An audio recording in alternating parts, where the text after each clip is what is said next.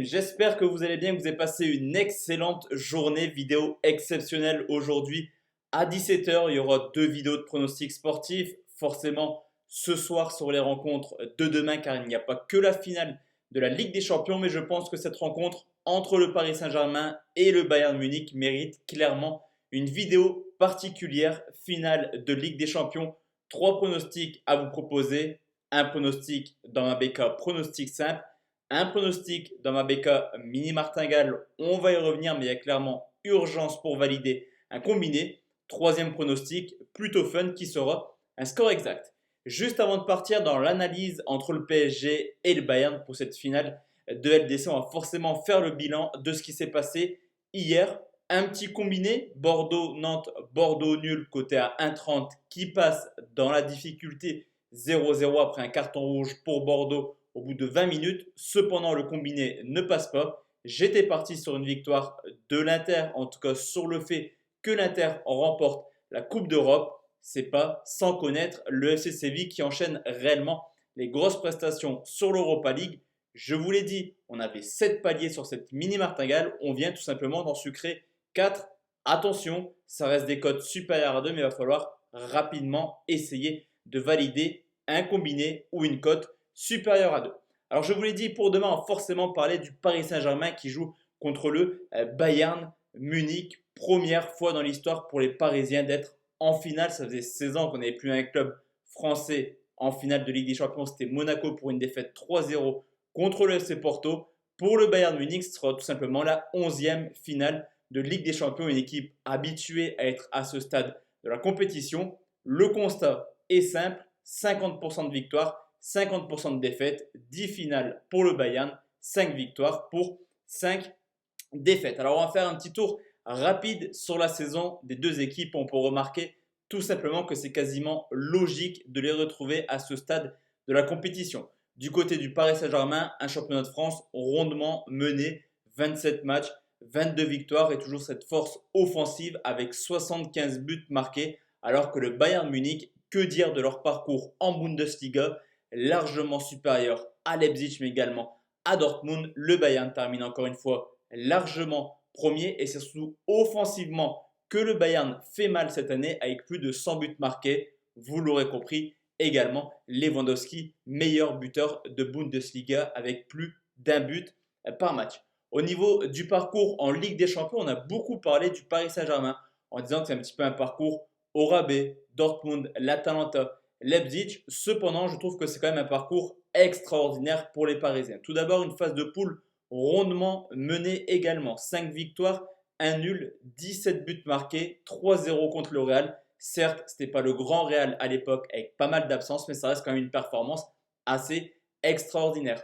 En huitième de finale, mine de rien, sortir Dortmund qui termine deuxième de Bundesliga, c'est également une référence. Et certes, l'Atalanta Bergame et Leipzig, ce n'est pas des noms qui sont extraordinaires en termes européens, en termes d'expérience et de trophées. Cependant, l'Atalanta a tout de même terminé troisième de Serie A à quelques points de la Juventus. Et également Leipzig qui termine dans le trio de tête en Bundesliga, une équipe qui n'a jamais perdu cette année contre le Bayern Munich. Donc c'est plutôt un beau parcours. Paris, c'est également 25 buts marqués en 10 matchs de Ligue des Champions. Beau parcours pour le PSG, mais que dire du Bayern Munich, 10 matchs, 10 victoires. Tout le monde a pris tarif. Le Bayern a marqué 7 fois contre Tottenham, aller-retour 7 fois également contre Chelsea, 8 contre le Barça et seulement, entre guillemets, 3 buts marqués contre Lyon. Cependant, j'ai plutôt l'impression que le Bayern était clairement en gestion dans cette rencontre. Ils ont accéléré quand ils le pouvaient et s'ils voulaient réellement jouer, je pense que Lyon aurait pris un peu plus de buts. Donc attention également à la forme offensive et également à Lewandowski demain pour le Paris Saint-Germain.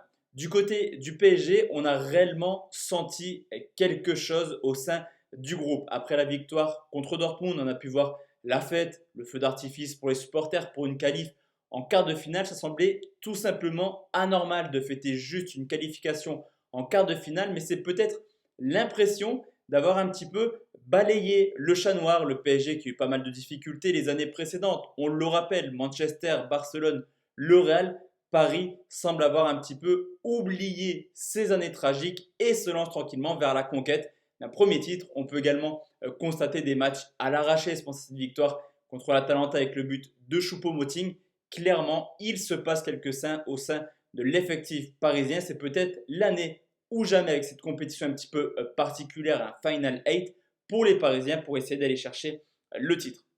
Du côté du Bayern, on a beaucoup parlé de son équipe offensivement, mais parlons également de sa défense. C'est quand même une équipe qui encaisse pas mal de buts cette année, qui a quand même pris 2 buts contre le Barça, alors que le Barça n'était pas forcément inquiétant dans cette rencontre. Et on peut également constater que l'Olympique Lyonnais aurait pu marquer le premier but contre le Bayern Munich. Je pense surtout à ce poteau de Toko Ekambi, mais également quelques loupés en début de première période. Alors certes, le Bayern Munich est clairement habitué, comme je vous l'ai dit, à être à ce stade de la compétition, à jouer le Real, le Barça, Manchester City. Voilà, le Bayern est habitué à jouer les gros matchs. Mais comme je vous l'ai dit, Paris, il y a quelque chose de spécial cette année. Et comme je vous l'ai dit également en début de vidéo, c'est peut-être l'année ou jamais pour les Parisiens afin d'aller chercher ce trophée. Juste avant de partir dans les pronostics, dernière petite chose qu'on a pu constater dans la rencontre entre le Bayern et Lyon, c'est que tout simplement le Bayern a un jour de moins de repos, que le Bayern a enchaîné la Bundesliga plus la Ligue des Champions, deux préparations physiques différentes. Est-ce que le Bayern sera fatigué? En tout cas, on a pu constater des joueurs un petit peu au bout de leur vie contre Lyon. D'ailleurs, le Bayern garde quasiment toujours le même 11 dans ces rencontres. Donc attention peut-être à la fraîcheur physique pour les Allemands demain.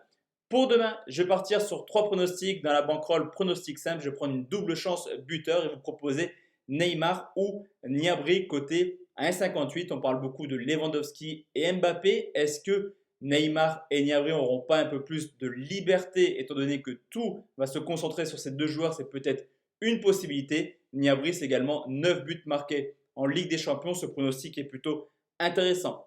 Bankroll, pronostic martingale. Je vais tout simplement partir sur PSG ou nul et plus de 2,5 buts. C'est tout de même coté à 2,30 car personnellement, je vois un match nul, 2 buts partout. Après, ce qu'il se passera dans les prolongations, c'est réellement une autre histoire. Fraîcheur physique, état de forme, ce sera très important dans cette rencontre. En tout cas, je vois un match nul de partout, coté à 9. Et si je devais vraiment donner un vainqueur, je pense qu'à l'expérience, finalement, le Bayern serait capable de s'imposer, mais j'espère vraiment que Paris est capable de le faire et de ramener la Ligue des Champions 20 ans après en France. Donc voici la team, mes 3 pronos pour demain. On se retrouve à 21h, plutôt à 20h pardon, pour une nouvelle vidéo beaucoup plus classique. On partira sur un petit combiné Belgique-France. Excellente fin de journée et on se donne rendez-vous ce soir la team. Ciao, ciao.